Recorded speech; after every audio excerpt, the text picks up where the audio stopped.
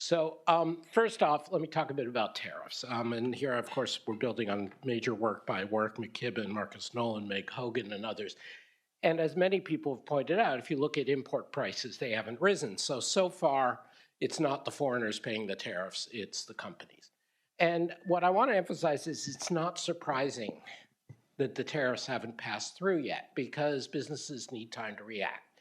Initially, there was a great deal of disbelief and uncertainty about whether the tariffs would actually stay or be negotiated away. As Karen mentioned, the companies stockpiled inputs and final products that ahead of the tariffs coming in, and there was no point, given uncertainty, in raising prices until you got through those stockpiles and inventories. I think we should remember that President Trump made direct personal threats to, among others, the CEO of Walmart, the CEO of GM, and said, don't you raise prices. In that kind of environment, it's understandable that no one wants to be the first to raise prices. And then finally, though, and this is something I want to emphasize, this builds on work the Peterson Institute did in the aftermath of the supply shocks during COVID. It's not trivial, even for the most sophisticated companies. We have friends from Toyota, from Caterpillar, from other sophisticated manufacturers in the room. It's not trivial, even for those companies, to make decisions about where do you do production? How much do you move back to the US? Is Mexico a substitute for China? Should we get out of this business?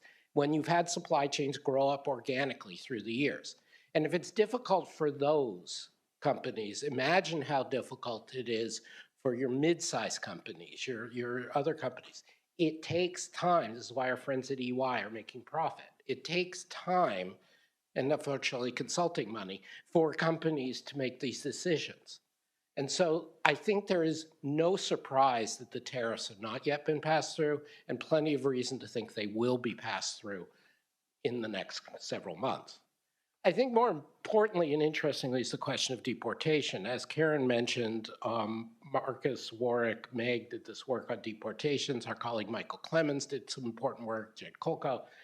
Basically, we have forecasts that if 1+ million immigrants were deported, this would have very large stagflationary effects on the US economy. Obviously, it hasn't happened yet. What's going on? Well, the first thing I did is create the world's most boring chart. That's 4 different sectors in which we know migrant workers, including particularly undocumented migrant workers, are a large part of the workforce. That's agriculture, construction, residential construction, mining, leisure and hospitality, home health care. And as you can see, there's been no change in employment.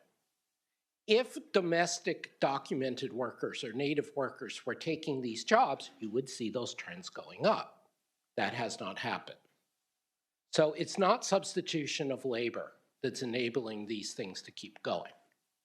So if substitution of either capital, we're not seeing, you'd see the same flat lines of investment in these industries as Karen had on her bar chart. If neither capital or labor is going in to substitute for the migrant labor and output's the same, therefore the migrant labor still has to be there. So what's going on? Is there mismeasurement? Is the measurements that we had when we were not actively driving people out of the country not fit for purpose? Is it perhaps akin to body counts in the Vietnam War? The Trump administration is busy saying they're deporting a lot more people than they actually have.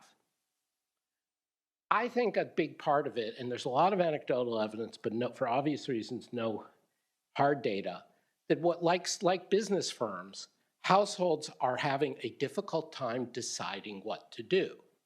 Is ICE really going to come for me? Is this just a temporary threat? Do I take part of the family with me? Do I just go? Do we wait? Do we come back? How do we make up our mind what's the right thing to do for a major change in our lives? This takes time. And what has happened, and my wife is chair of a charity, and we talk a lot with social safety net people, a lot of migrants seem to have gone underground, meaning they're continuing to work, they haven't left the country, but they're avoiding public transportation, they're avoiding obvious things. And then this, and Karen and I have talked about this has spillovers in all the labor market data in the US. And the employers may be perfectly or reasonably happy with this because they're probably paying them even less now, and they don't have to worry about replacing the labor yet. this is probably not a sustainable equilibrium if the Trump administration continues with its campaign. And so, as with tariffs, I think it's only a matter of lags before we start seeing the very large negative impacts. Again, leaving aside the human side, this is just economic forecast.